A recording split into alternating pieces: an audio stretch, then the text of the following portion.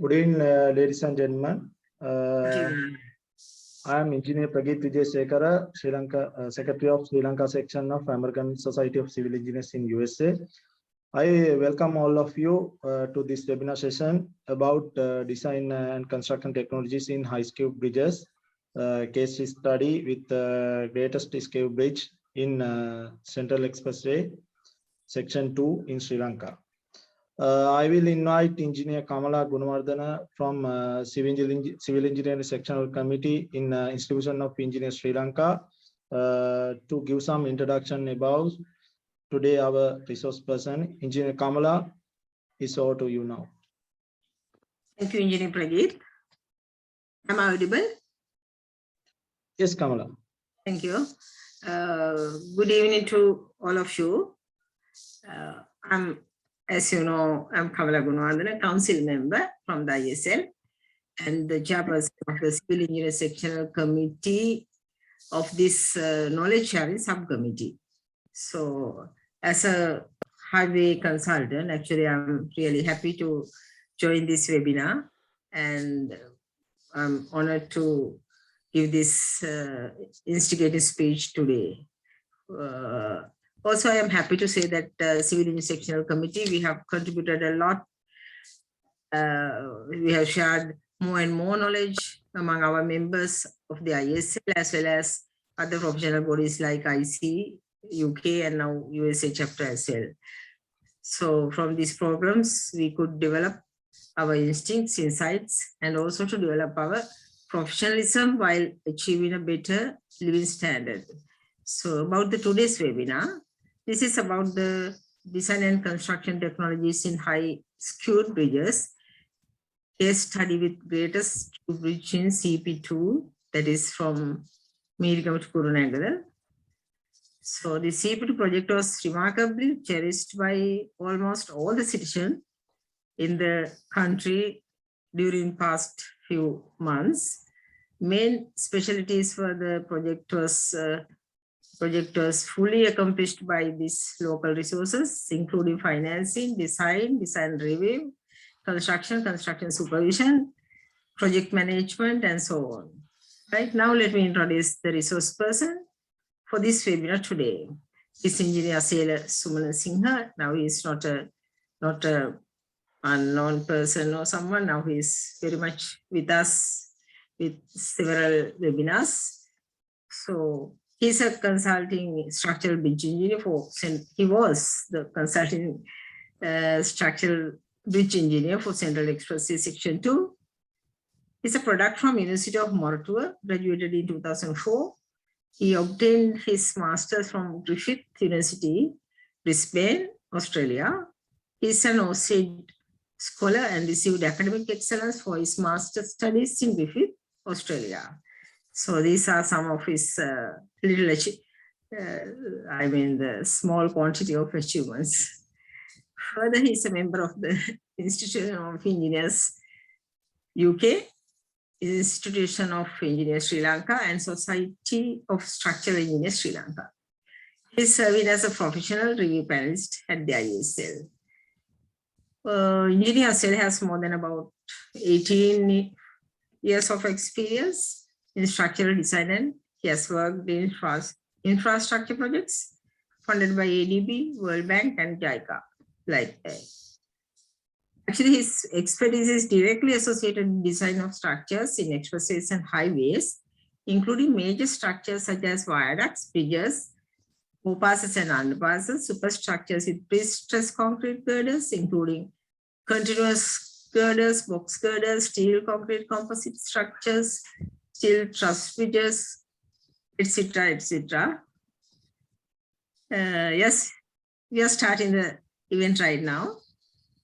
And without further ado, I hand over to Engineer Yasela Sumanasinghe to proceed it. Yeah. Please enjoy this evening. Thank you, everyone. Thanks a lot. Thank you very much, Engineer Mrs. Kamala Gunawardana, for your kind invitation. And thank you very much, Engineer Prageet Vijay Sekara, for your introduction for this lecture as well. And I have to thank Civil Engineer Sectional Committee of Civil Engineer Institution of Civil Institution Engineer Sri Lanka, as well as the Sri Lankan chapter of the American Civil Engineer Society, giving me this opportunity to present this part of our construction experience in Central Expressway Section 2, Girigama to Kurunegala, and discuss some design and construction aspect of this valuable project. So I will start my screen sharing.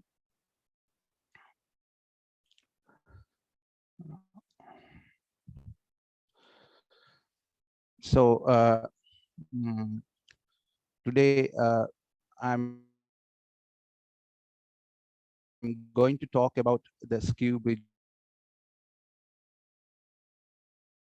designs and how this Skew affect for the design of structures, Skew bridges, Pothuhara intersection of Central Expressway. Now you see in this photo the Pothuhara interchange, which do have two ramps, and these are about nearly 55 degrees Skew bridges, and one is ramp A and other one is ramp D. So this is a system interchange. What do you mean by system interchange is this is a interchange where one expressway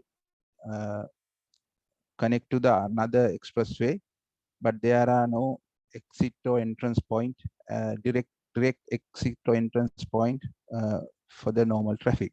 Just only changing from one expressway to another expressway. So as we all know, as a Sri Lankans, the Meerigama to Kurunegala Section 2 Central Expressway was successfully completed and it's open for traffic presently as well. And the Section 3 from Pothuhara to Galagedera, from this interchange point to Galagedera, it's under construction, directly managed by the Road Development Authority and the local contractors. So that part is ongoing. And so today I'm going to discuss about the Skew bridge explicitly, but the case study in the Pothuhara interchange in the Central Expressway project. So I have divided this lecture into few categories, few subheadings. So first I will discuss about the terminologies related to Skew bridge, and I will discuss about the effects of the Skew due to the Skew, how it's affect to the structure and how it's affect to the structure design, and why we need to worry about this Skew. So then we will go to the design solutions. Maybe we detail with the detailing the bridges for Skew, how to do that one. Then I will go into little bit of in-depth design aspects for the Skew bridge designs, which include the deck analysis. Then I will move into the construction and design technologies we used in Pothuhara to overcome the effects of into Skew. Then I will little talk about how to what are the effects on substructure due to Skew and how it will affect, and how we compensate these Skew effects. So in the right hand side, you will see another photo of the Pothuhara interchange, which this is we call ramp D. This was taken during the almost complete end of the completion, but still constructions are going on. So this is ramp D. So what do you mean by a Skew angle in the bridge? So it is defined as an angle between the center lines of the support. So if you see, check point options. Yeah. So I hope you can see my laser point. So I will be able to show you what I mean by these wordings. So angle between skew angle is angle between the center line of the supports. So this is the supports of the skew bridge, and line normal to the roadway center line. So if we, this is the now this picture is from the underneath of the bridge, not from the top. We come into the next slide, but this is underneath of this bridge. So this is the center line of the bridge, and this is the uh, line joined by the um, supports of the bridge. And when you draw a line perpendicular to the longitudinal axis of the bridge, and angle formed by these two lines will create the skew angle. So this picture is much clearer what I'm going to explain here.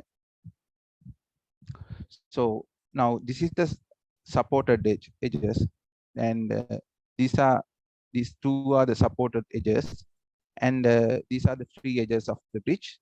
And the angle you we take as the perpendicular to the free edge and the supported edge, we call the skew angle.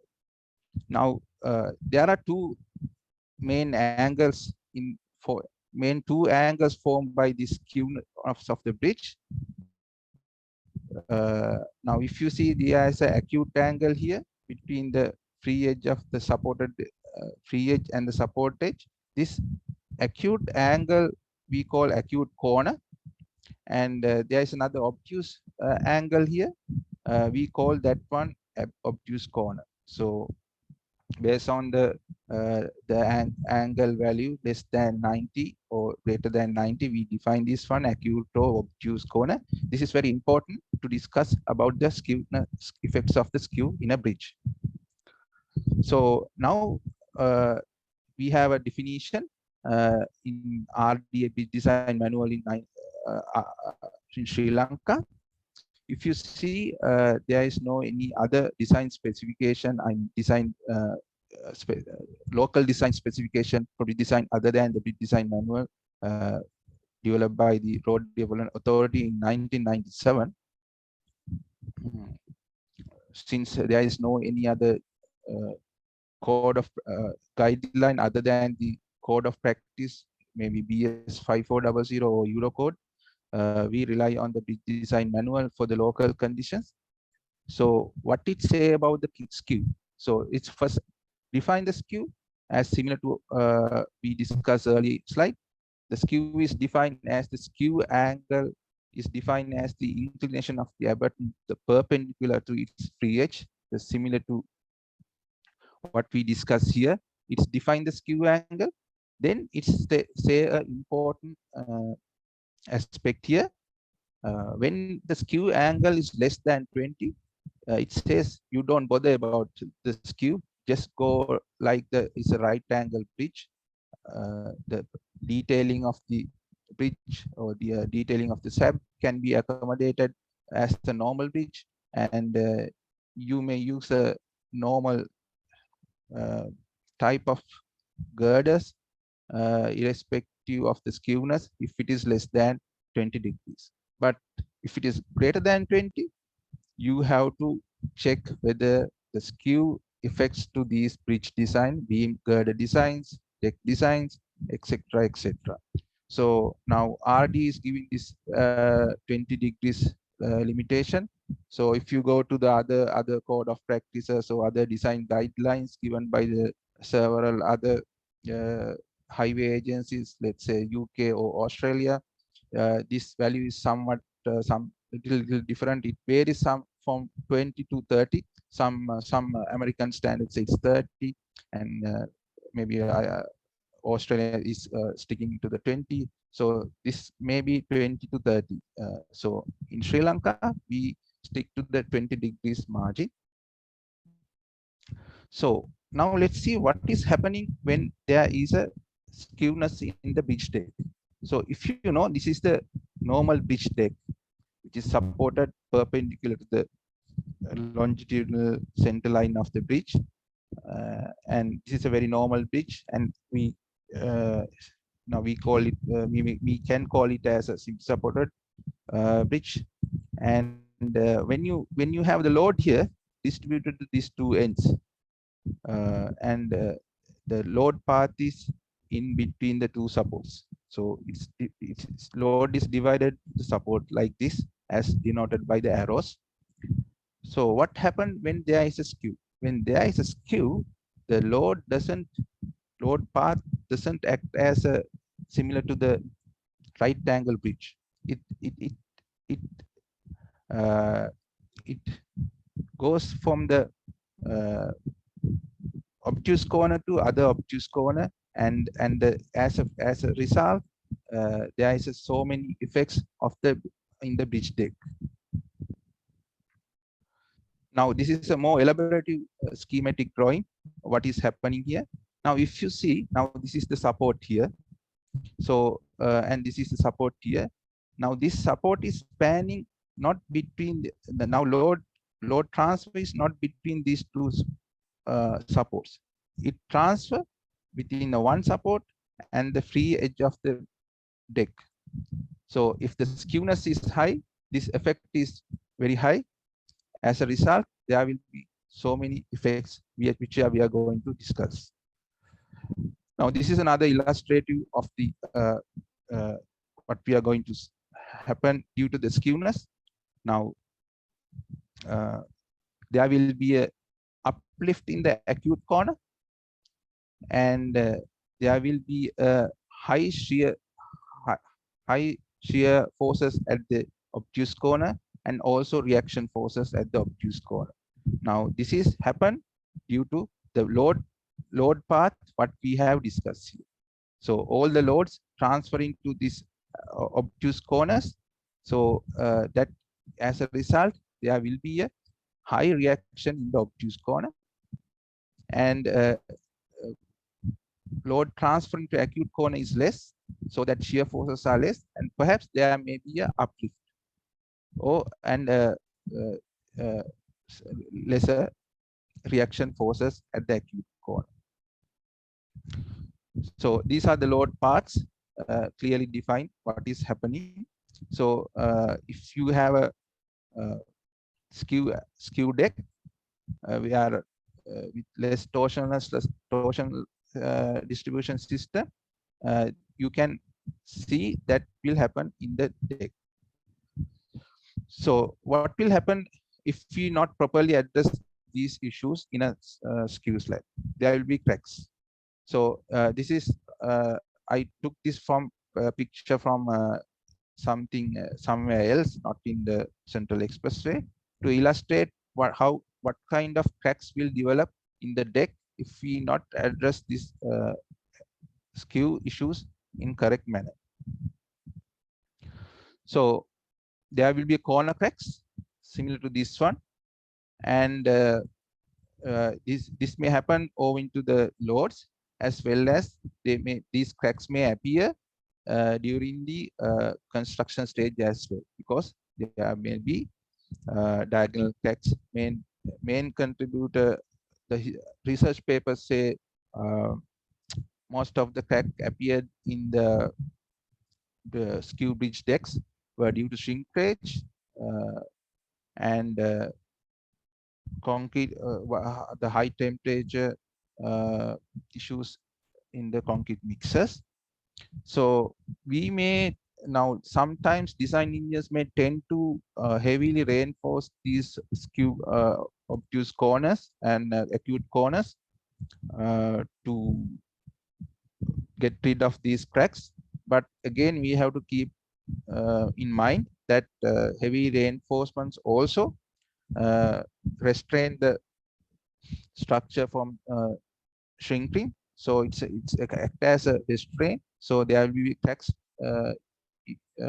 owing to that one as well. So we have to little careful when we dealing with the skew effects.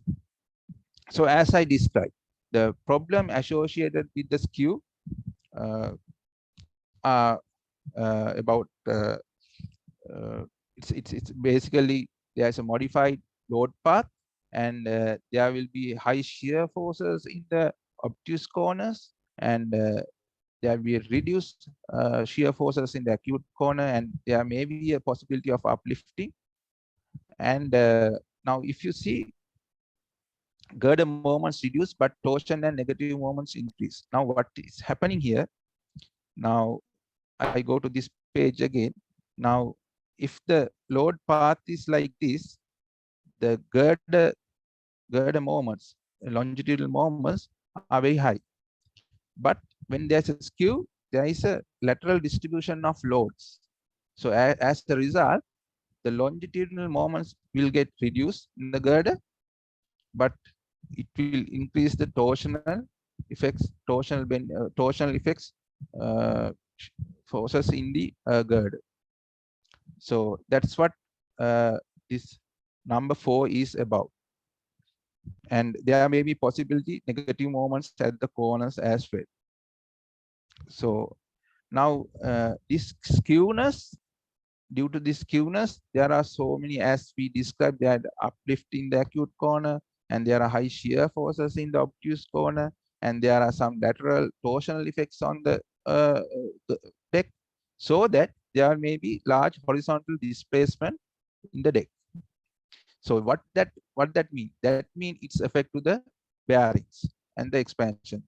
So with the time, you will see the bearing under the girders may be displaced or damaged, and even the expansion joints are get damaged, or we have to replace within a shorter period. Generally, the time period, general lifespan of a bearing pad may be about 25 to 30 years, or expansion joint about is again 25 to 30 years. But if we not address the skewness of the bridge correctly, we have to replace these one, or uh, revisit these places time to time frequently. So now to do that one, we can restrain these movements. So how that we can do is, we can go for the integral bridges, we can do doweling and all those stuff, and it will may cause, if we not design this one, we may get a cracks in the deck. So we have to either restrain the movements, and we have to heavily reinforce the deck, or otherwise we allow the bridge to breathe, I mean move. So we call it, we allow the superstructure to breathe, and we allow this bearing and expansion joint such a way that it accommodate all these movements. So these are the two choices we have to make when design the bridge articulation. So now all these effects depend on the how much this deck is torsional high stiffness.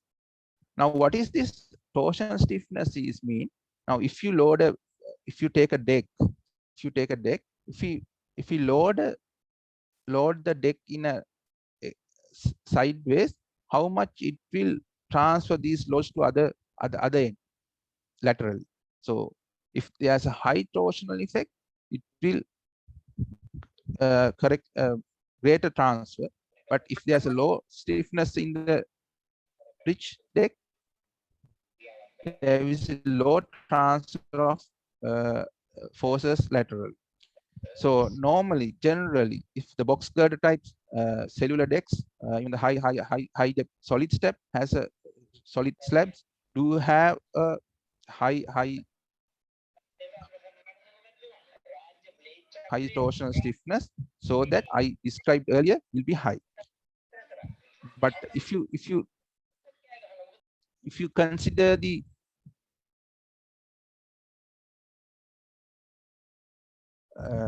low torsional stiffness decks, such as beam slab bridge decks, the torsional stiffness is less because all the lateral load can slab thickness compared to the high depth of the composite structure. The lateral forces, uh, lateral sharing is less, so that skew effects are less. But disadvantagely, you will get higher bending moments or ultimately higher pre-stress for your girders. That's the decisions we have to make, whether when you are choosing whether we go for low stiffness in torsional or high stiffness in the torsion. So higher pre-stress mean higher bending moments mean we give to give more pre-stress, or otherwise we have to deep girders, and then maybe then other issues come into picture, that no less clear height and low tolerances, those stuff. So it's a decision you have to make as a designer when you choose your structural superstructure system.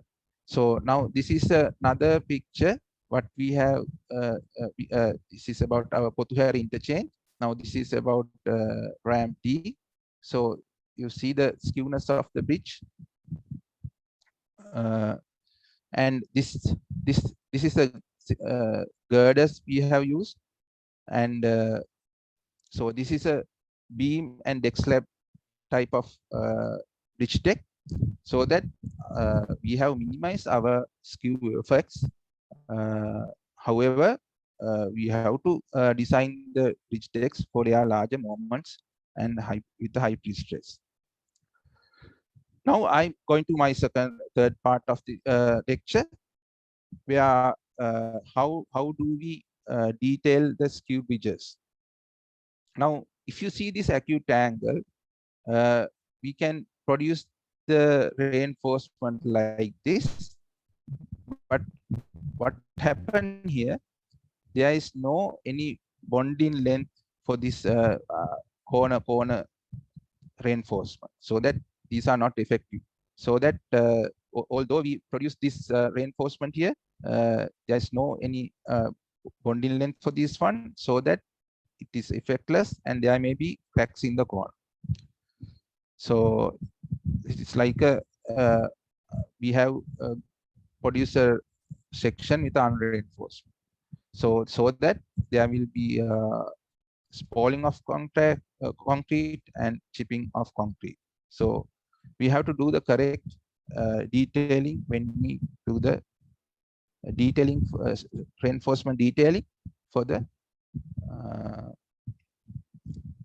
skew bridge.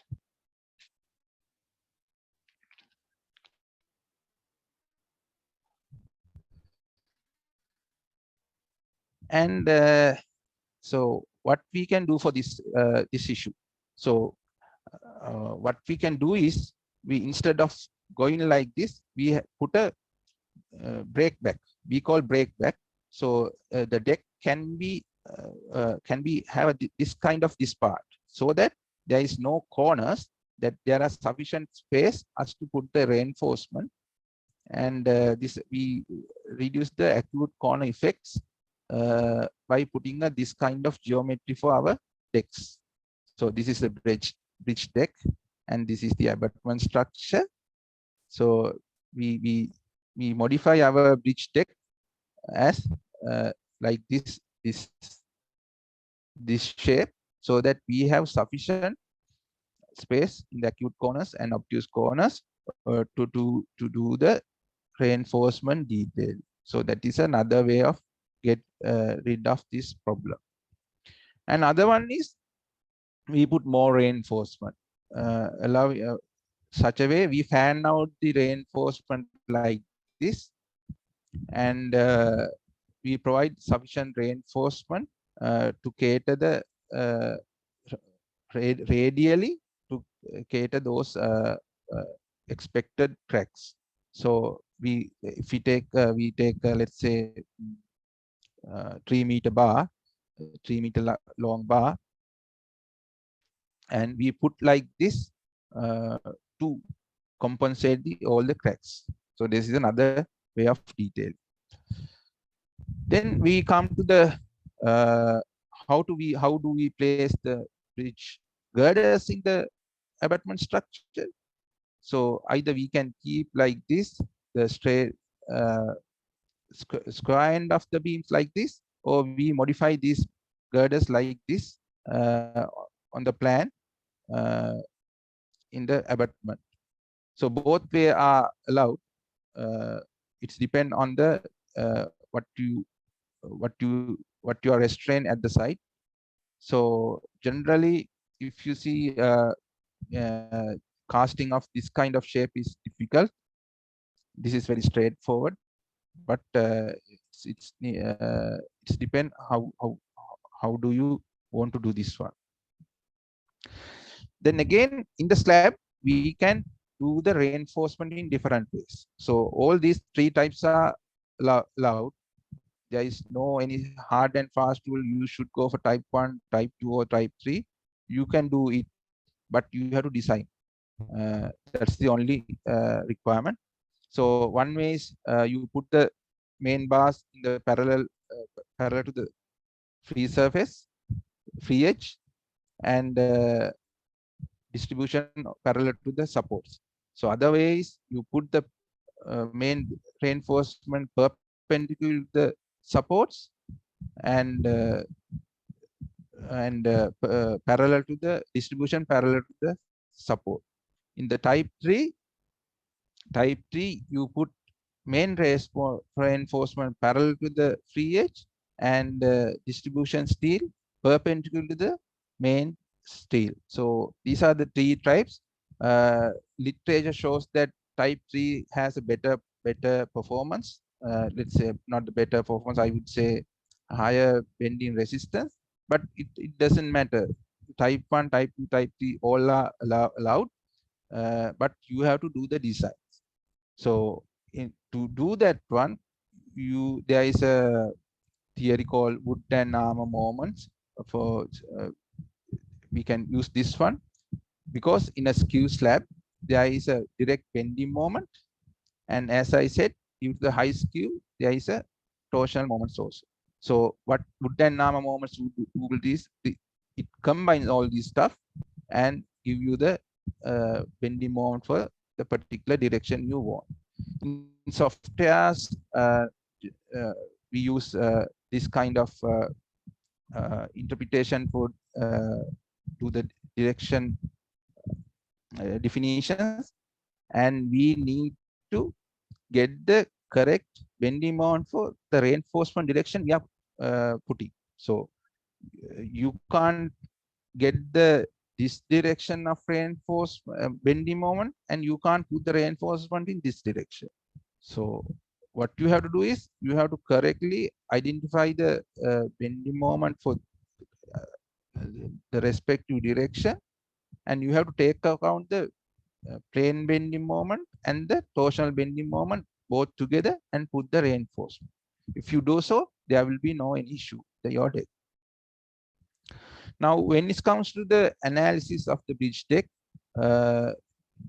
generally we do use grillage measures for analysis of the bridge decks. So if you see, this is the bridge deck, and this is a concrete slab, and there will be girders like this. And so to simulate this one, we use this girder. These are girders, and these transverse elements are denoted in the slabs. So one may can ask why you can't you just model this slab and beam together together at once. The problem is in bridge design you do have a composite action. So first you cast the naked girder, then after launching the girder, then you put the slab on top of that one, and after getting this deck concreting get stiffened, this act as a composite girder. So you have to model such a way that we all these effects can be be taken into account at different stages. So it needs some kind of a special arrangement to analyze these decks. So we go for the technique called grillage mesh. So even the grillage mesh, we can do it in three types. So first, if your girder is like this one, you put your grillage deck in this way, and your slab is mesh as perpendicular to your longitudinal girder. And other way is doing so is you define your girders similar to what you arrange at the side, and then you put your slab transverse element parallel to the supporting edge. So both ways are okay. It doesn't matter. You can do it. So literature shows that for ridge decks less than 30 degrees, so you can go for this kind of simple grillage mesh. But if it is greater than 30, you have to model your transverse element perpendicular to your main girders. So when it comes to meshing the grillage, the transverse members simulating the slab. So that how many number of transverse element we have to make. It's generally 2 times d2 or 3 times d of the slab. So generally the spacing of the transverse members should be sufficient for represent the load distribution along the longitudinal members. So this is a general way of doing this one. And you see a nice picture of again the ramp A in Potuhera interchange, and it was during this picture was taken just before the opening during the construction. So with that, I will move into with that I complete the tedious part of this design subject, and I'll into more general construction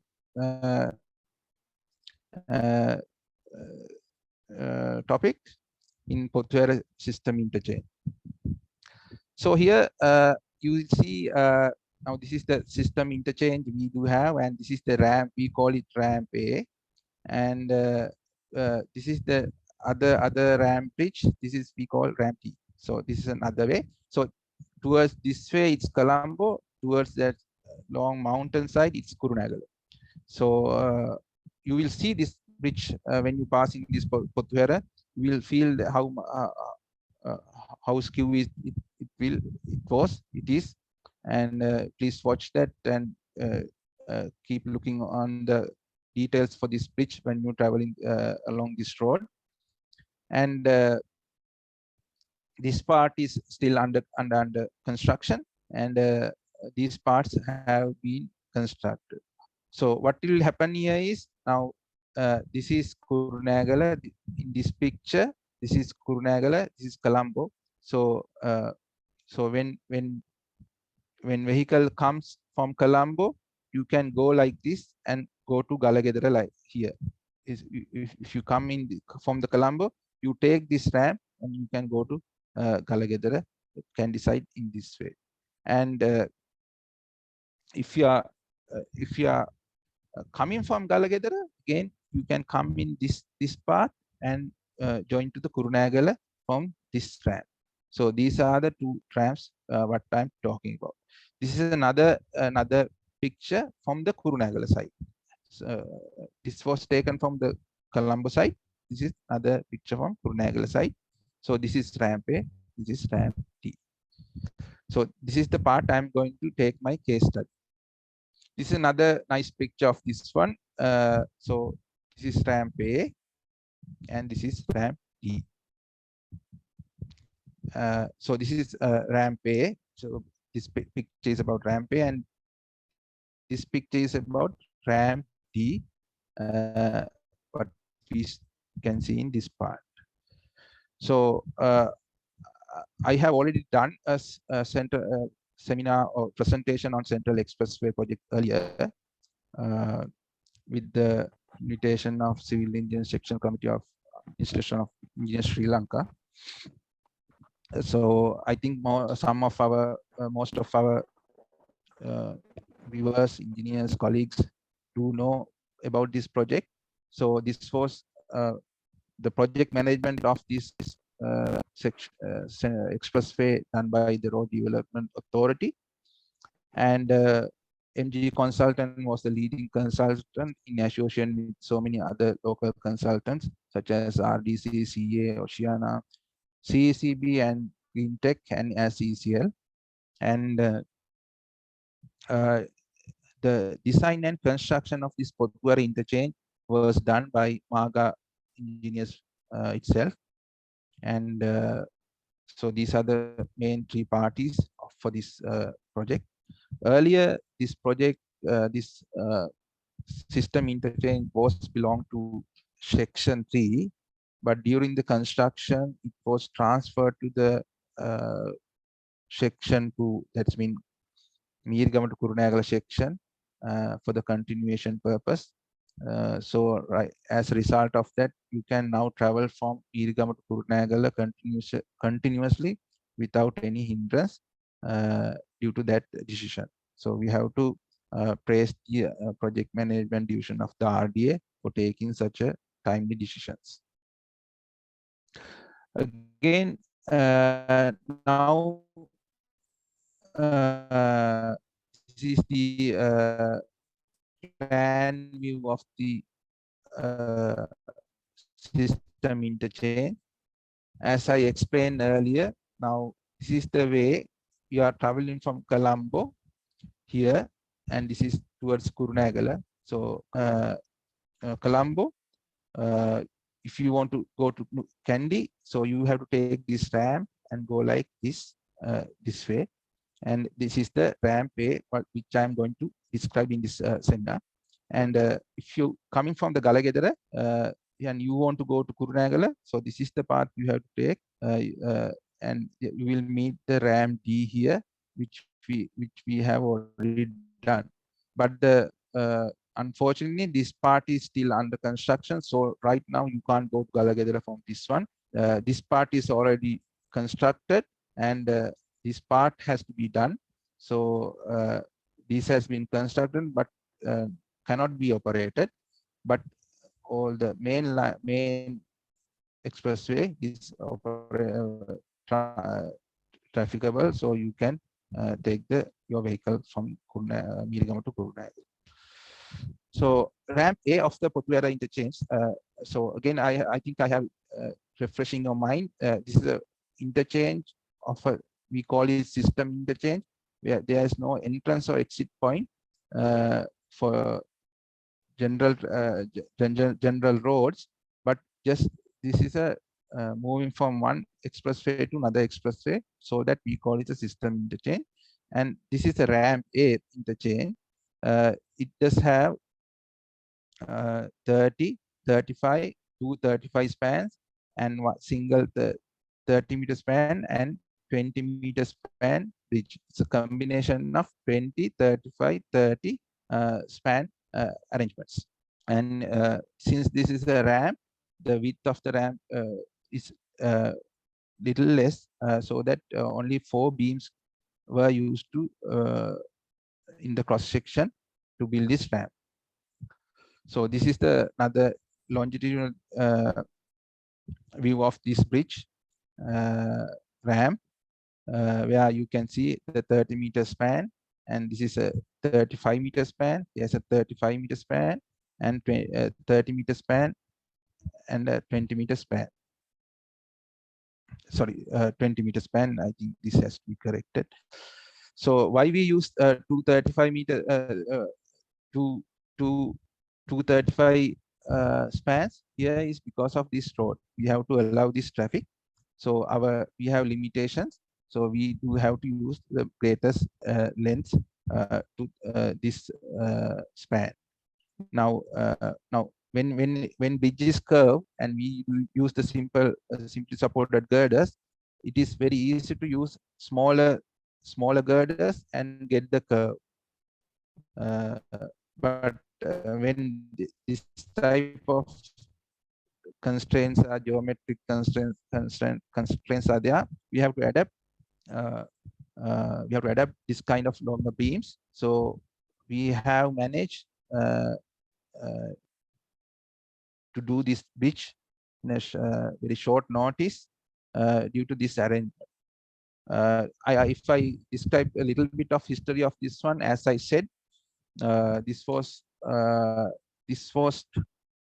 originally was to be done from the section 3 of the Central Expressway, but since we were given this task to build this system interchange in a short notice, we have to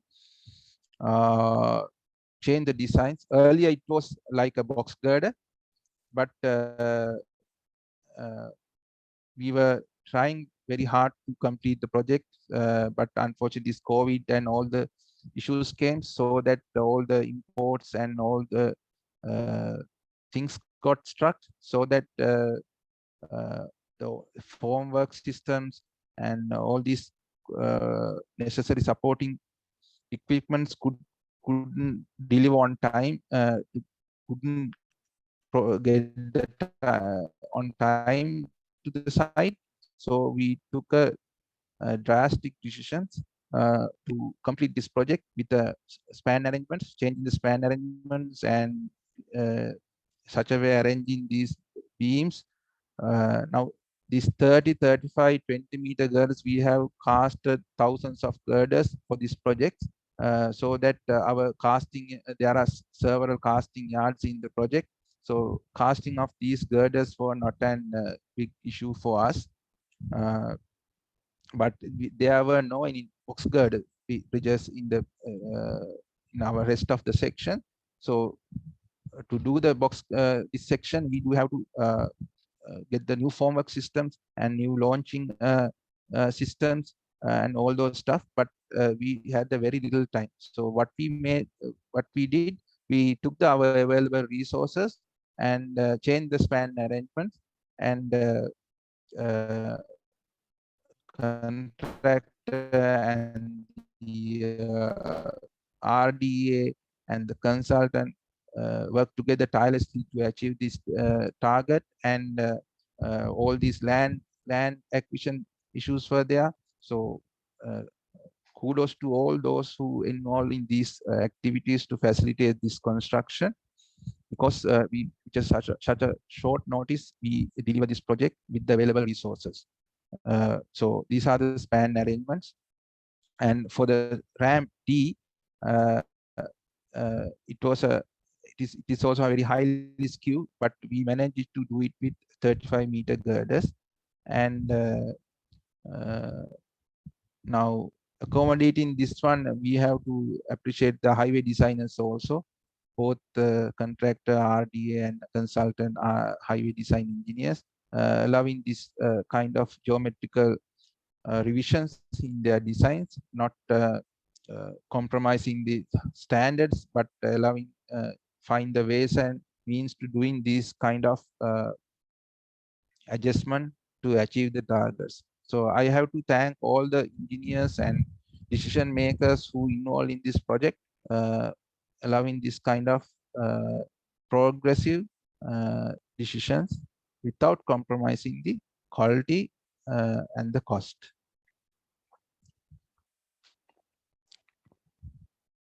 Again, this is a cross section of the girder ram D ram. So what we have using here is pre-stressed concrete girders. If you see,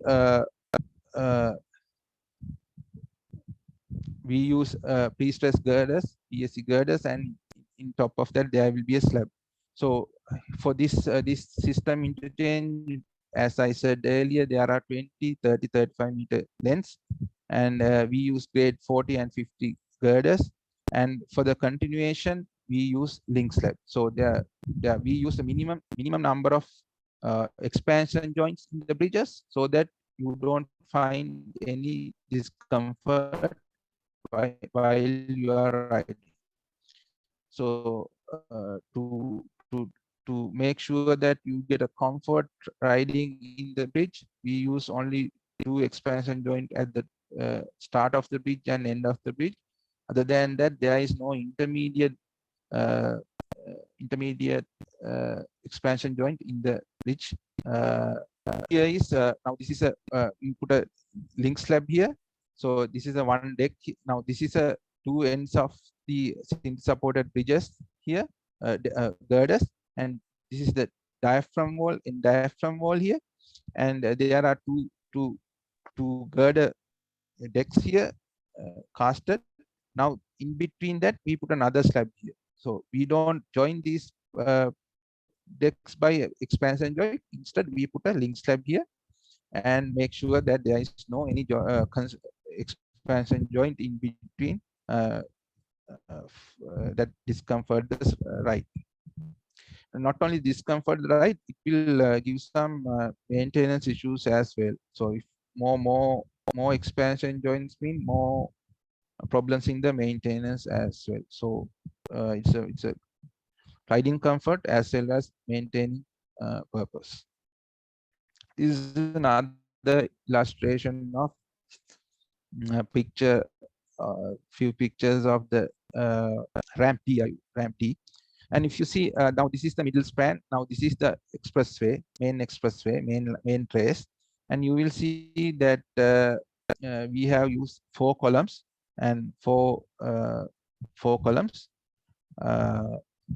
and we have considered even the robustness and redundancy issues here, because we have made sure that we use smaller diameters column, because we can't take larger columns because of the restriction of the 2 sideways, and we have made sure that robustness and redundancy is taken into account when deciding the number of columns. This is another illustration of the ramp T, and right now you can travel underneath this bridge while you are traveling to Meedigaon to Kurunagala.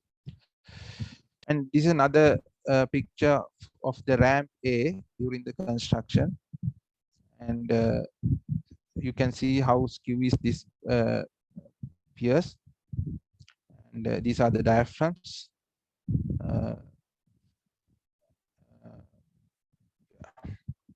So again, now I will talk about the deck systems.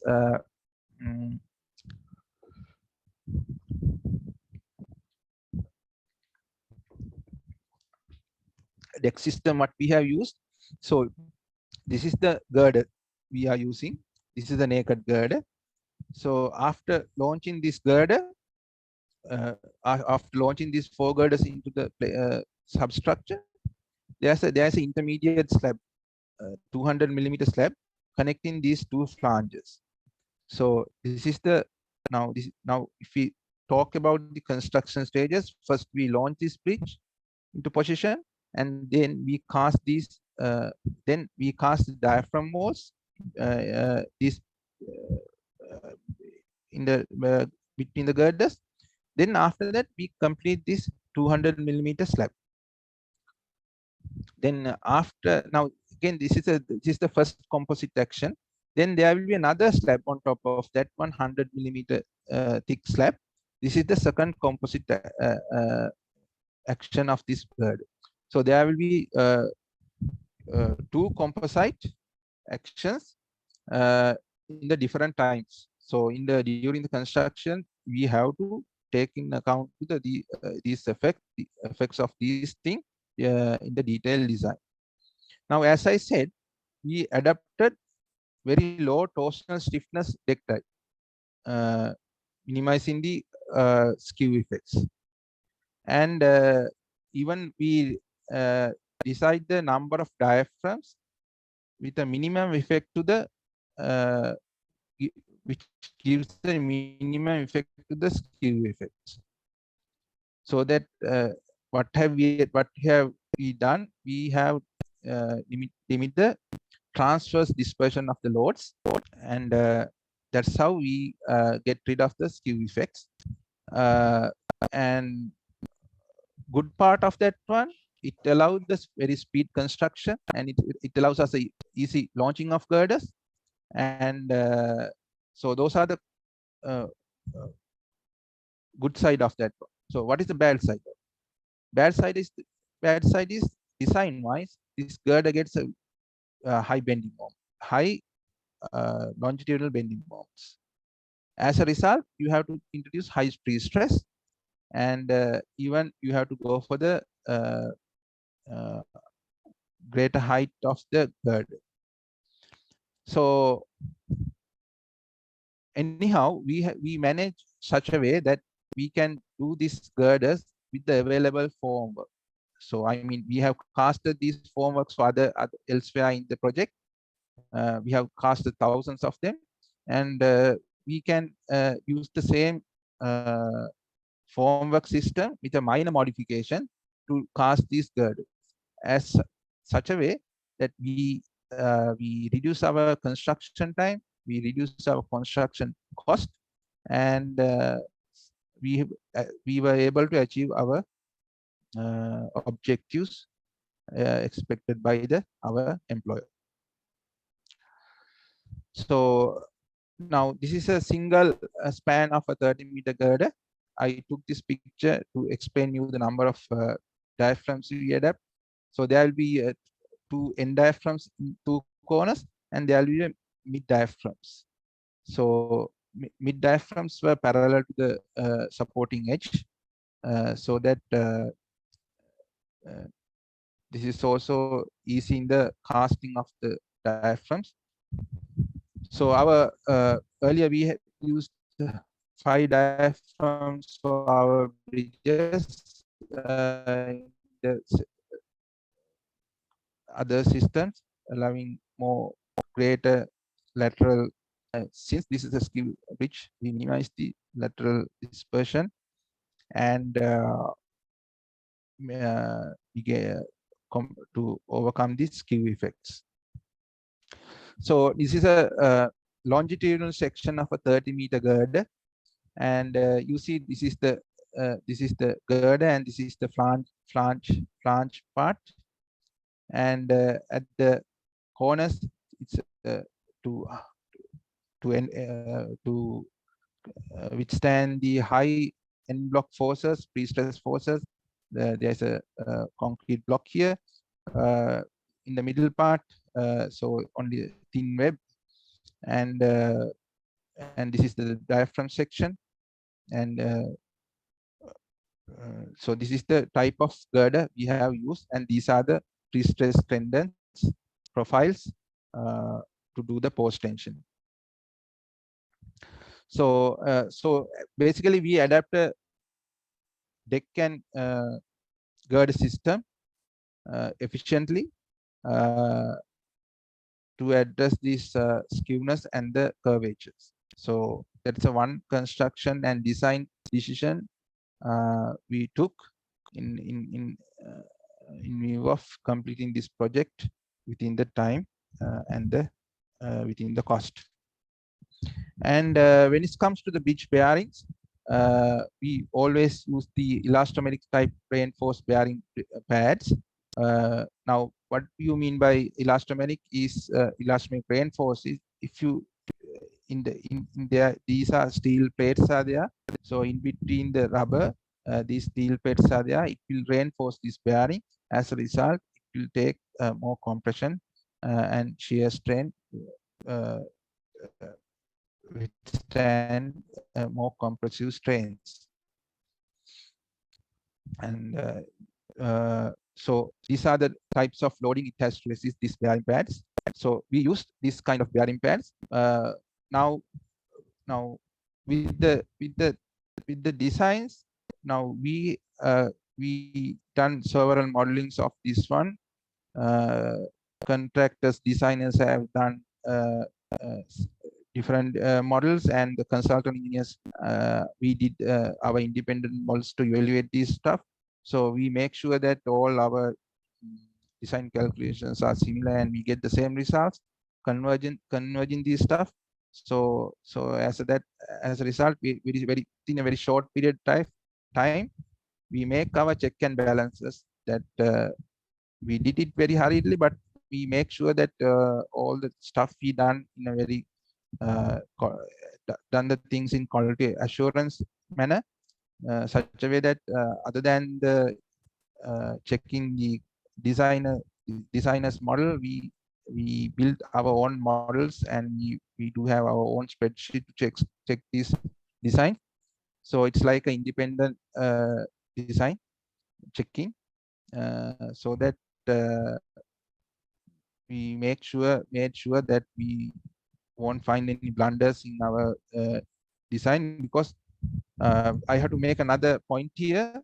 Unlike in we didn't have any specific period for design. The construction and the design of this project was done in simultaneously at the same time. There's no any specific phase for as called design phase. It start from the very first day.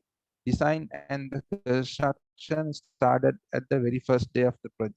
So we have to make sure that we have to allow the fast construction to complete this project within the time, so that our designs are get ready on time. So every team member in the contractor side, designers team and the consultant team work tirelessly as a team to achieve this goal. I have to thank all these members who made so many sacrifices to achieve this target. As a result, we could have completed this project within the time. So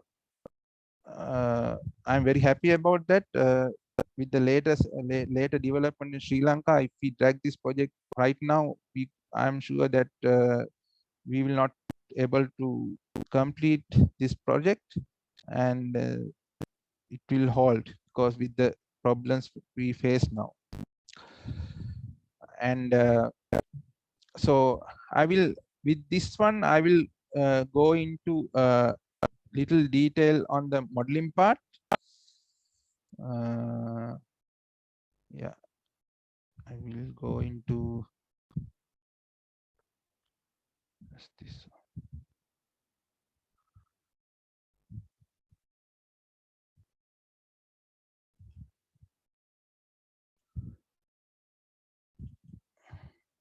I hope you can see the modeling software here. Can you see this one? Yes. Thank you very much. So this is the ramp A finite element model, which we have done in the Midas Civil software. So contractor designers did the same model with using CSI Bridge, another software. So consulting engineers as like us, we did a separate model using Midas Civil, and we do have a global model. Global model means the global include total bridge spans and the substructure, so that we can get the global effect. And for each and every span, we do have a local model, so that we make sure that all the construction stage activities will get adequately adhered. So now this kind of models gives you the traffic loading. We can introduce the traffic loading in this bridge, and we can get all the reactive forces of this bridge for the design of substructure. So so all the loads are there. So for example, moving load, for the moving loads, we have defined traffic lanes.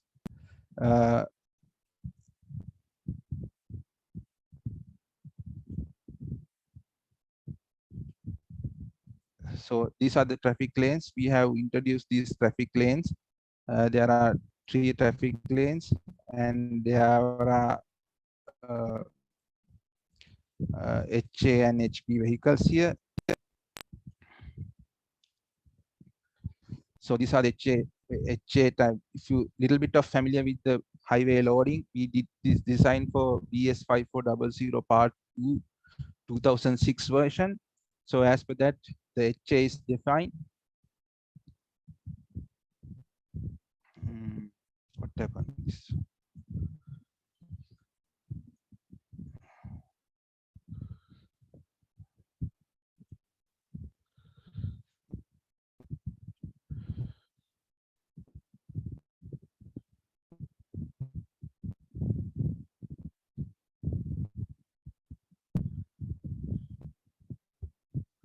I think I had a problem.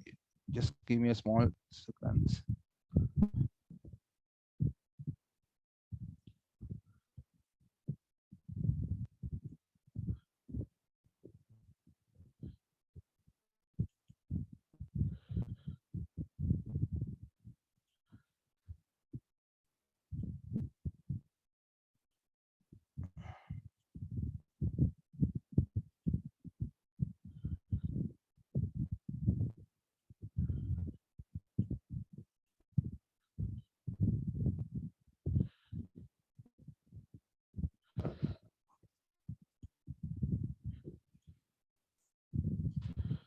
So I showed you.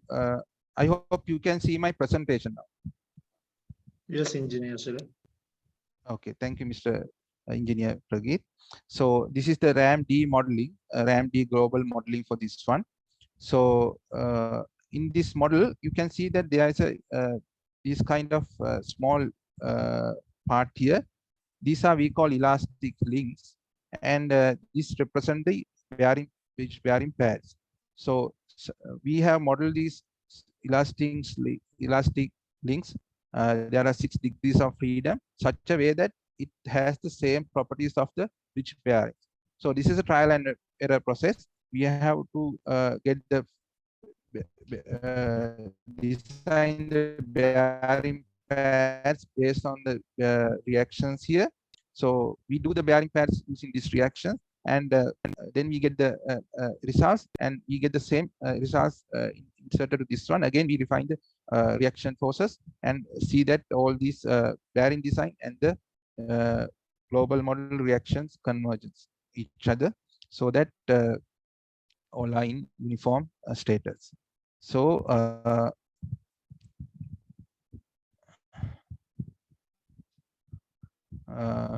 we have done like that. So as I said, now what we have used the same kind of bearing pads in the project, reinforced elastomeric reinforced types of bearings. Of course, there are different sizes and different dimensions, but the concept of the bearing is same, elastomeric reinforcement.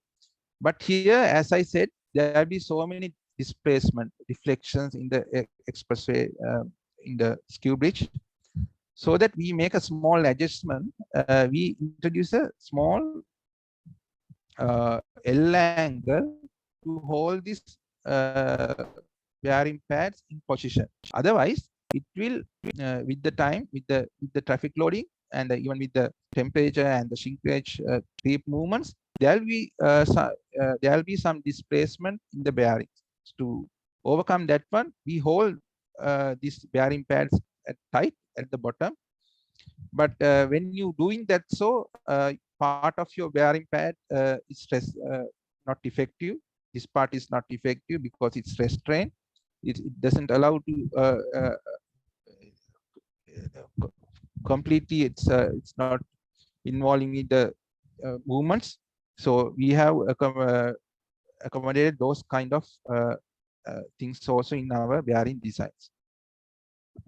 Ultimately, our aim was to allow the superstructure to breathe while not displacing the bearing pads. And when it comes to expansion joint, we used expansion joint elastomeric reinforcement again. It's a combination of steel and rubber. And these are the general types of expansion joints we used. This is the cross section, and this is a typical reinforced elastomeric bearing expansion joint. We did use several sizes of bearing expansion joints, starting from 60 millimeter to 180 millimeter. But here again, as I said, due to very high level of lateral movements expected, we couldn't use this expansion joint. Instead of, we introduced modular types expansion joints, allowing the lateral and longitudinal movements of the structure.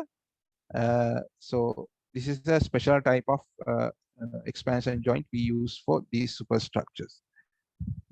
Special types, I mean, these are very common in the world, I would say, but in this project, it was a special type because all the general types was elastomeric reinforcement type. So modular type bearings expansion joints give more freedom for movements. It's allow for the greater movements, so that we used this one, and it's still costly as well. Let me check whether I can.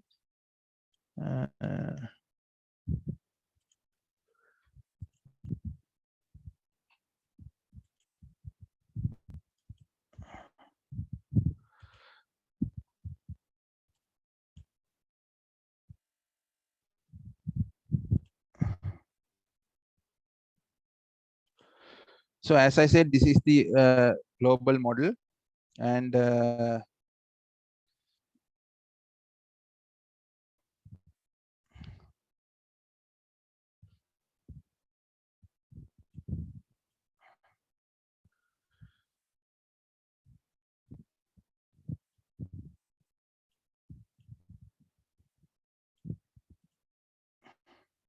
so these are the available now. These are the expected deflection in the global model, but now this is a global model, so this is not the accurate deflection pattern.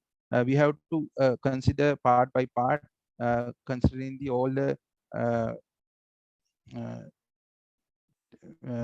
shrinkage and creep effects to the picture. In this global model, it has not done.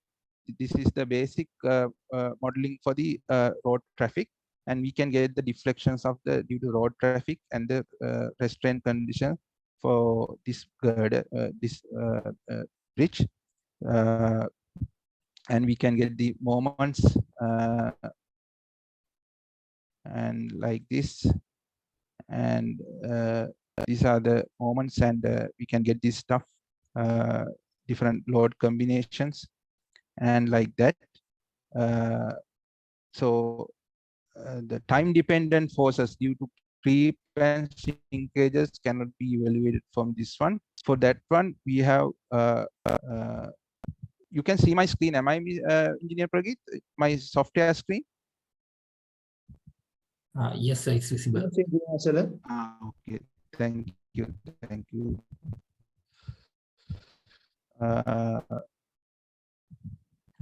So now for the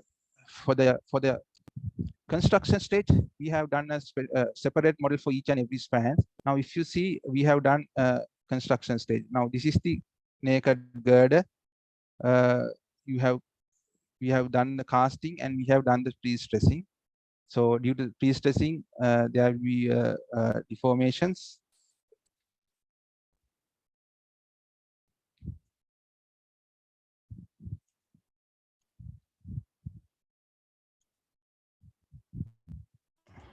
Like that.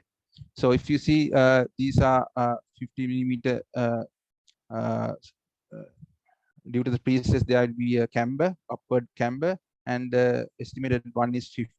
So now, when we are doing this one, so we have defined all the creep and shrinkage coefficients. So if we see that we have done this one for grade 40, and so this is the time dependent creep effect, and this is the graph. So we introduce this graph, and computer will automatically take all the creep effects into this model, or otherwise we can do it by the manual calculation also. So what we have done is there are I would say three kind of checking. First one is from the contractor designer itself, there is a checking. So then we do the checking their model, and we do our own model. Consultant will do all model using the softwares, and we make sure that we do have a separate spreadsheet designed for this time dependent force evaluation. So we make sure that our spreadsheets and the software give the same result, reasonable tolerance, so that we make sure that our designs are super fast, but those are very correct as well. This kind of tedious design check and balances was very much necessary, because we were doing the construction and the design in the same period, and we have to cater the construction requirement, construction targets, without delaying the design out. So all people were in a very stressed manner, very hard working, and so this kind of check and balances were adapted to ensure that the safety and the durability of the structures. And this is the grade 40. We have to define these graphs. This is the compression with the time the concrete which achieve the strength. So if you see now, just after the casting, within the 3 or 4 days, we do the pre-stressing. Within the 7 or 10 days, we do the pre-stressing. So we have modified our construction stages such a way that we will now this is the first stage, cast and pre-stress, and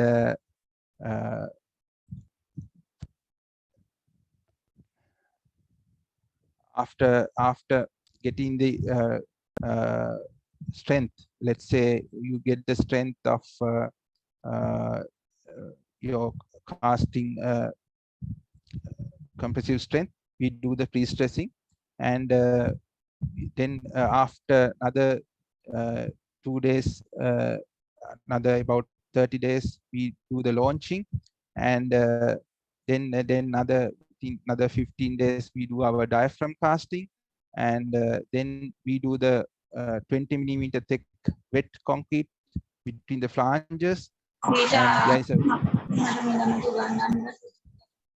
wet concrete, and after getting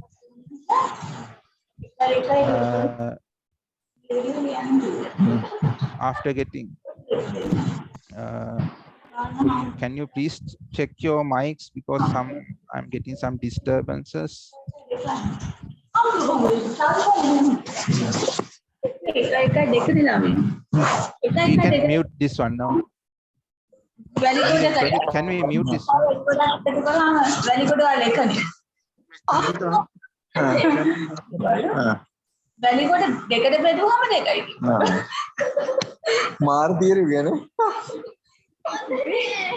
Engineer Pragit, can we mute that mic? We can't mute.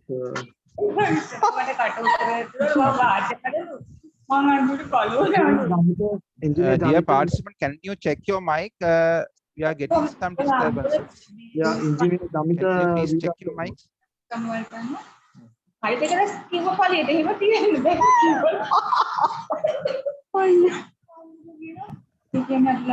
Engineer Damita, can you please check your mic?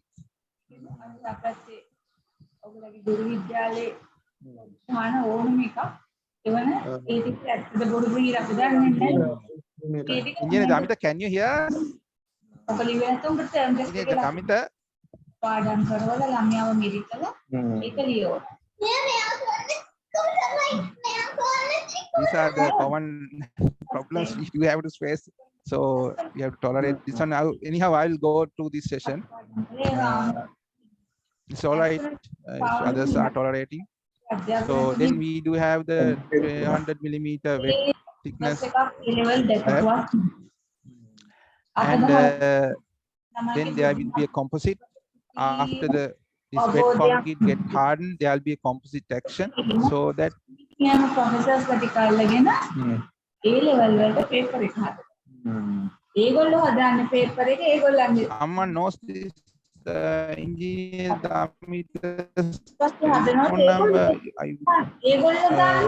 very much thankful if we can inform him. Paper එක හදාන We දෙන්න have called him. පන්න papers ටික. Seems to be he's not hearing our voices. Okay, so I will anyhow I will continue with this one. Once you get the composite action, the composite action is there. Then there is another concreting, 100 millimeter wet concreting. It will take another step. And Yeah, hello. and Excuse me. Could you please everyone mute your mics?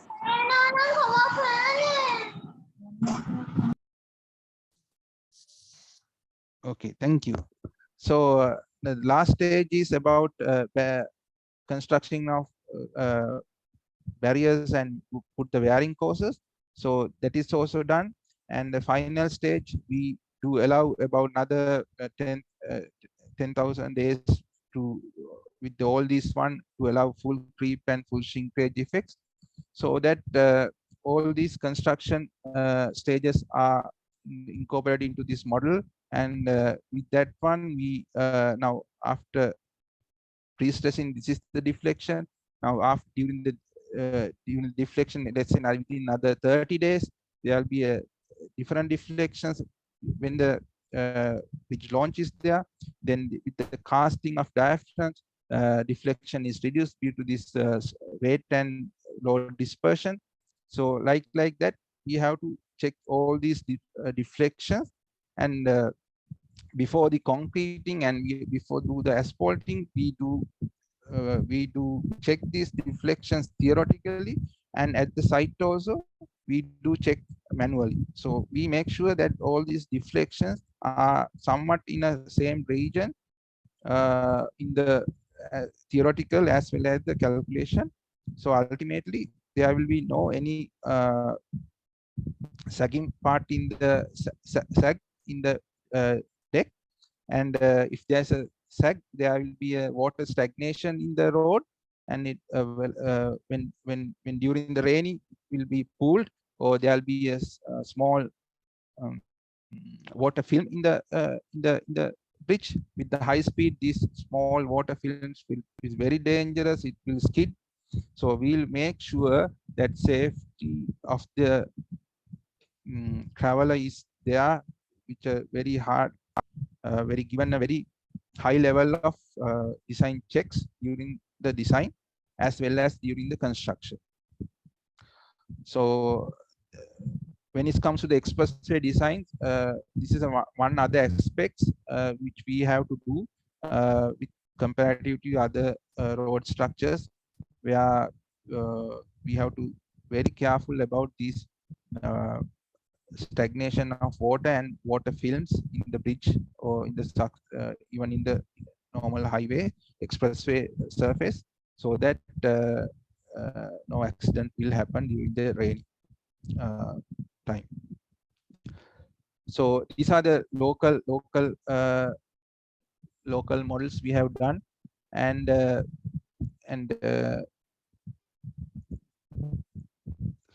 so ultimately we do the final design, and this is the final design shape. And even we get the bending moments for this stuff. And and we can get the what is the load now. If we want what is the critical loading for this critical beam, we can check that one. Uh,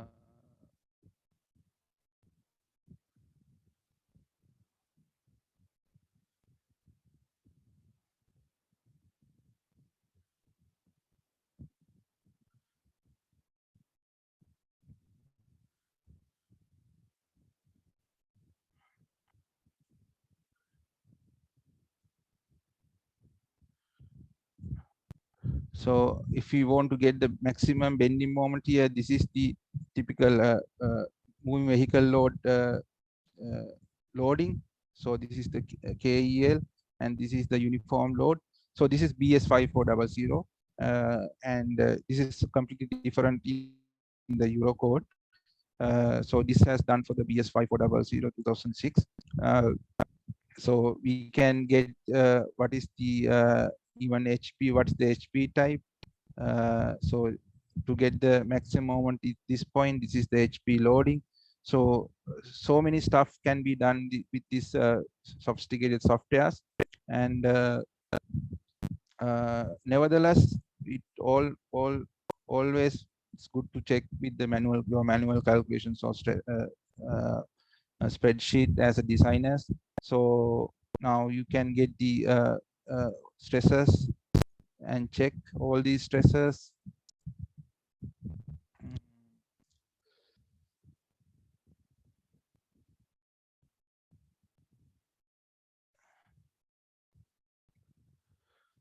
So this kind of whatever this, you can calculate stresses at anywhere and check whether these are in line with the design specifications, and with the time these can be checked.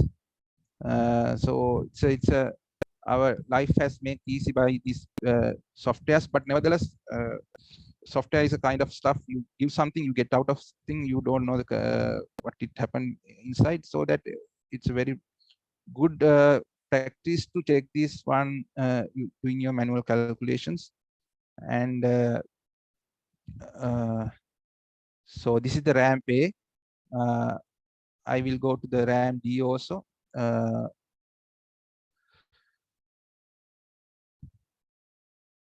So this is ramp D.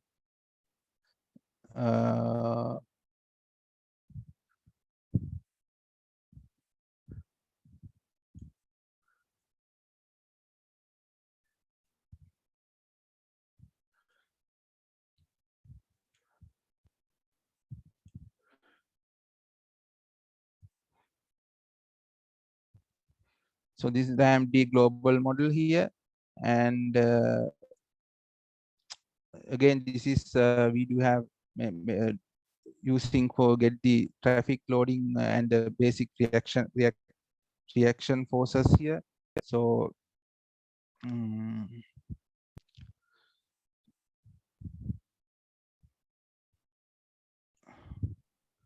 to get the this kind of traffic loading we have applied, moving loads have been applied, so we can check what is the critical loading cases, and those kind of stuff we can easily do using these softwares. And after that, each span, this is a twin 35-meter span viaduct with a skew angle of 55 degrees. And after completing this global model, we have done the separate model for the each span.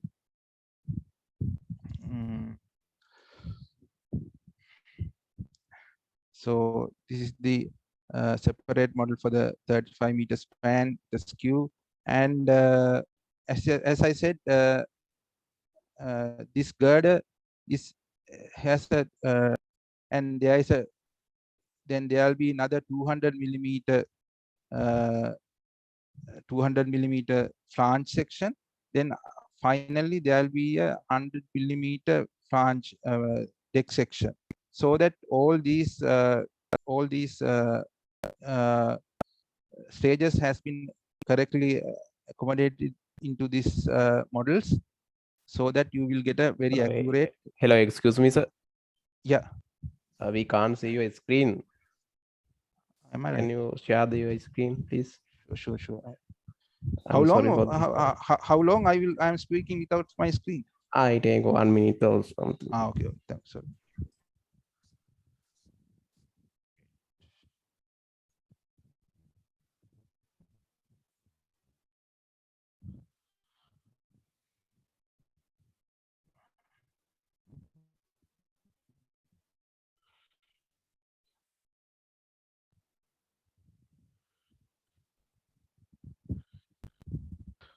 So this is the another local model we have done for 35 meter girder. And as I said earlier, there is a this girder has 2 times of composite action in 2 parts. So we have to modify, we have to introduce those composite action into these girders. So first the naked girder, and there will be 200 millimeter flange, and there will be ultimately 100 millimeter thick slab. So all these has to be incorporated into the design, so that it will give the results.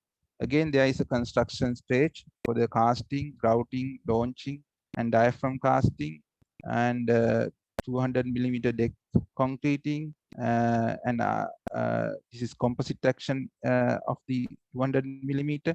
Then we have to do the 100 millimeter deck casting, and there will be a composite action, and after that there will be another we are allowing for the complete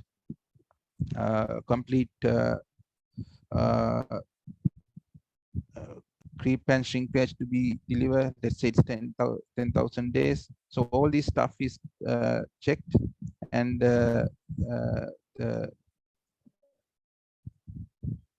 this deflections are we can get. So these are the deflections. So it will go like this one, and diaphragm casting is there. So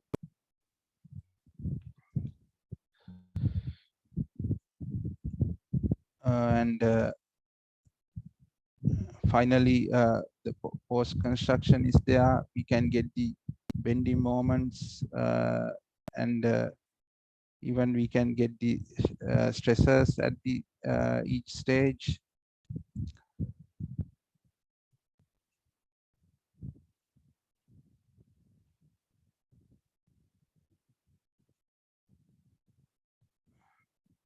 So these are the stressors at the bottom, and just after the pre-stressing, and these are the top pre-stressors. So we can check all these limitations. So after, so these are the type of checks we do for the thing, and very easy to check once you model it. However, as I said, we do the manual calculation. I mean, manual calculation by our tested and verified spreadsheets, and we make sure that our modeling and the calculations are uniform and check.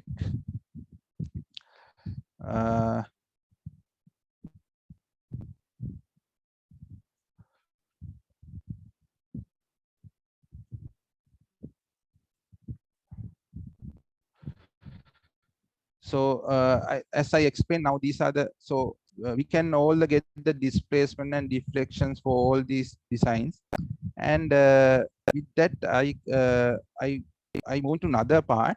Now this is substructure designs for a skewed bridge.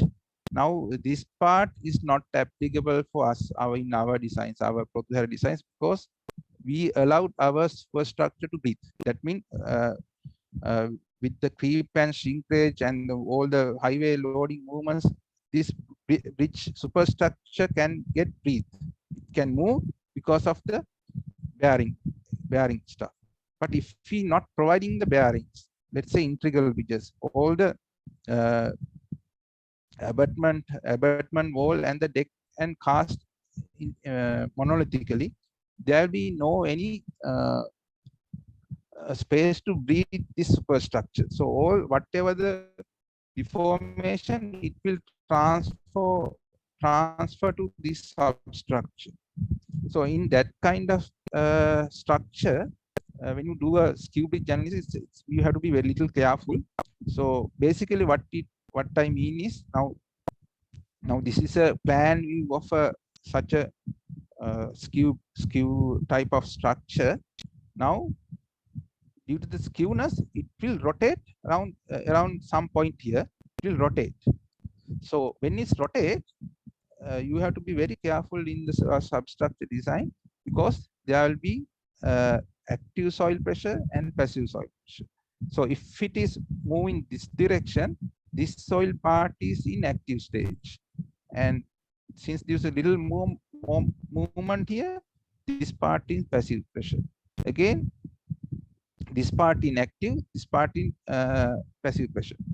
So just because of you adapt active pressures in your substructure, it doesn't give the correct results if this is the case. So you have to be very vigilant in your design. So different guidelines give different parameters to check this one. So I think this is extracted from the DMRB guidelines. For this is the old guideline for previous guideline for design of box structures in UK Highway Design Agency. Now these has maybe have changed for the Euro codes. With that small note, I would like to conclude my presentation.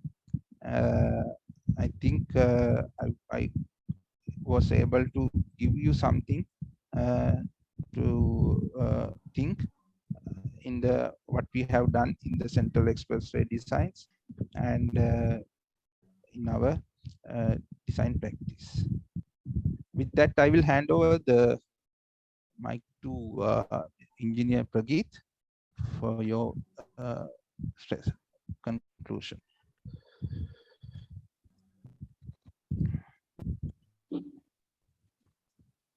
Thank you, Engineer Sela. We spent, I think, more than 1.5 hours to absorb the knowledge and experience about the construction technology of skew bridges in Central Expressway in section 2.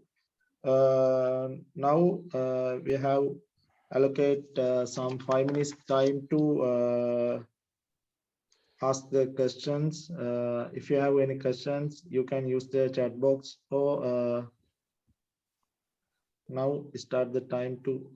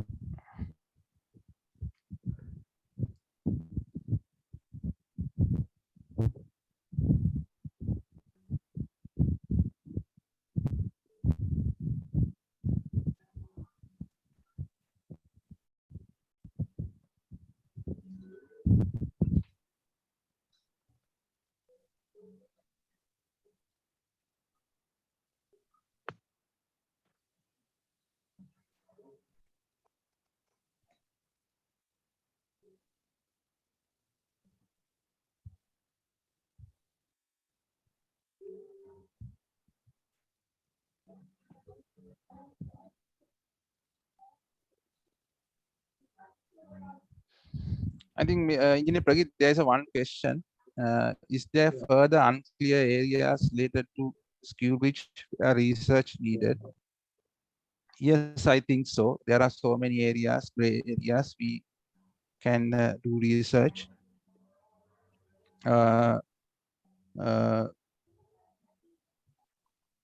One way is the reinforcement. As I said, I mentioned about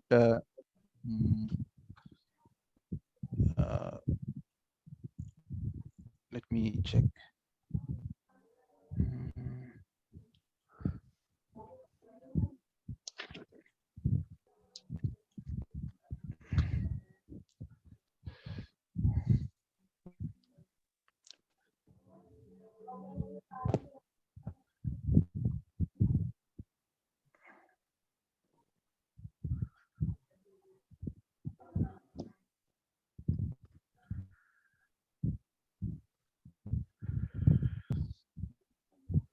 One area is you can research about this reinforcement mesh arrangement. What is the best fit for this one, or kind of that simple kind of research. And there are some other aspects like how this will affect this specific type of bridges, like let's say with the different kind of bearings and different kind of superstructures, how will this affect? And another criteria is about bridge articulation, how it affects to the skew, how this skewness affect to this one, and you can do some research on that one. And other stuff I can think of is like deck types. You can consider the deck types, I would say. So if you see here, we adapted deck beam arrangement. Nevertheless, there is a 300 millimeter slab ultimately to transfer these lateral loads in the structure. So now you can think about different deck arrangements, how the most economical designs, I would say, like that kind of comparative checks. You can do some research. Yeah, that kind of these kind of topics comes to my mind, but definitely there are so much other areas, some gray areas. You can do some research if you like.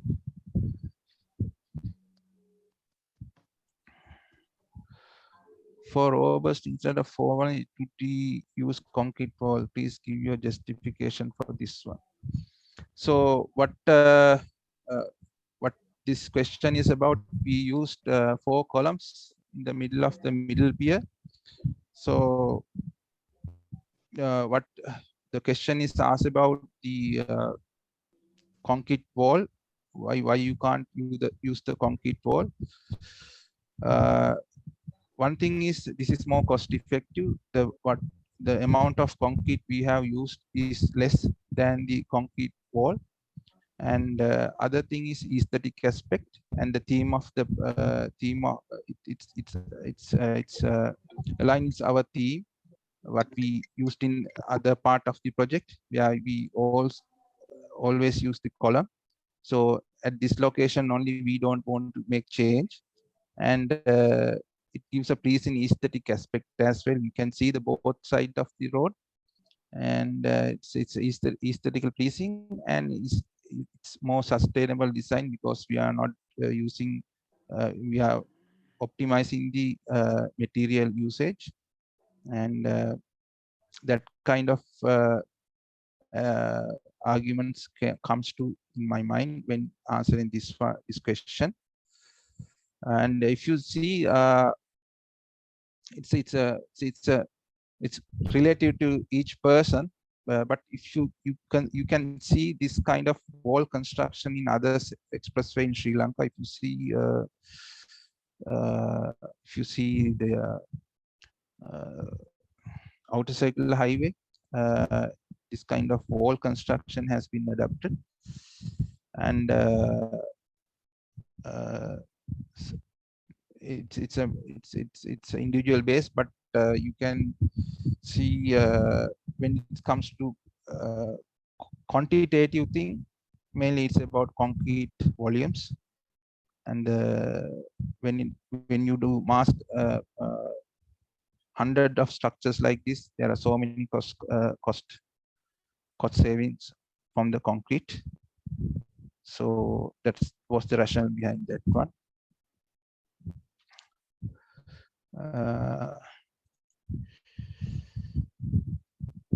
Yeah, seems to be Engineer Janaka is happy about the question answer. Engineer Asela, yeah, we will wrap up the session now. I would like to invite Engineer KPI Dharampala, President of Sri Lankan section of American Society of Civil Engineers, to deliver the vote of thanks. Engineer Dharampala, this is for you. Yeah. Good evening, everybody.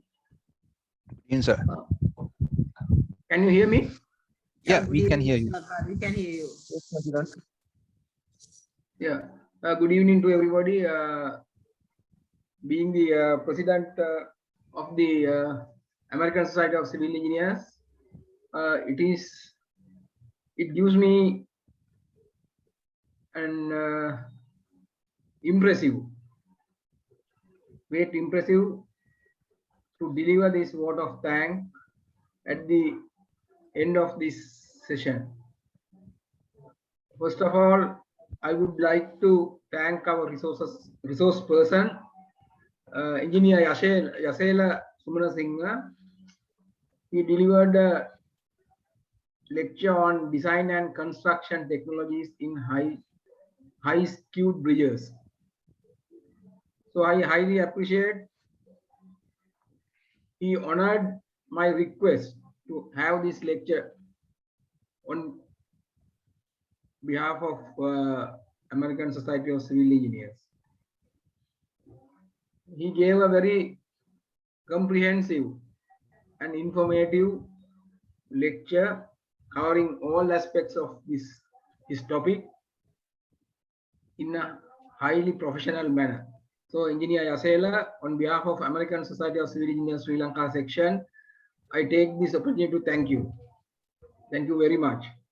Then secondly, I would like to thank Engineer Kamala Gunawardana, always extending her fullest support on behalf of Civil Engineering Sectional Committee of the IESL. This is not the first time. Earlier also she has helped us in so many ways. So Engineer Kamala, thank you very much. Welcome. Then all participants, there were about more than 100 participants. It shows their interest on this kind of webinars. Finally, I would like to thank our Secretary, American Society of Civil Engineers, Sri Lanka Group, Engineer Prageet Vijaysekara, for doing all hard work in coordinating this work to make this a reality. Also, I apologize from Engineer Sumanasinghe, the inconvenience caused to you in delivering your lecture due to this disturbances caused in mid part of the lecture. So before winding up, I would like to inform the participants. We will meet you again in a similar lecture organized by Sri Lanka Association of Institute of Civil Engineers, London. That is to be conducted by Engineer Chandradasa, a very senior engineer. He worked as a resident engineer in that project. That is the first arch bridge constructed at Polpitia Arch Bridge. This will be conducted on 28 September, 5 p.m. at the Vimala Surendra Auditorium. He wanted to have this physically, so I invite all of you to participate for that also. It is going to be very interesting one. The first arch bridge of constructed arch bridge in Sri Lanka, Polpitia Arch Bridge. So with that, I won't take your time. After hard work, days hard work, now you are tired, I know. So thank you very much for all participants and safe stay. Good night. Thank you very much, Mr. Engineer Dharmapala, KPIU Dharmapala sir, giving me this opportunity to present ourselves and our what we have done in our past in this kind of large forum. Thank you very much for your invitation on behalf of American Civil Engineer Society Sri Lankan sector and Civil Engineer Sectional Committee of Institution of Sri Lanka, Mr. Engineer Mrs. Kamala Gunawardena, and very dynamic Secretary of Engineer Pragit, giving me this opportunity to present myself. Thank you very much. Really appreciate. Thank you and have a pleasant good night. Thank you, everybody. Good night. Thank you, everybody. Good night.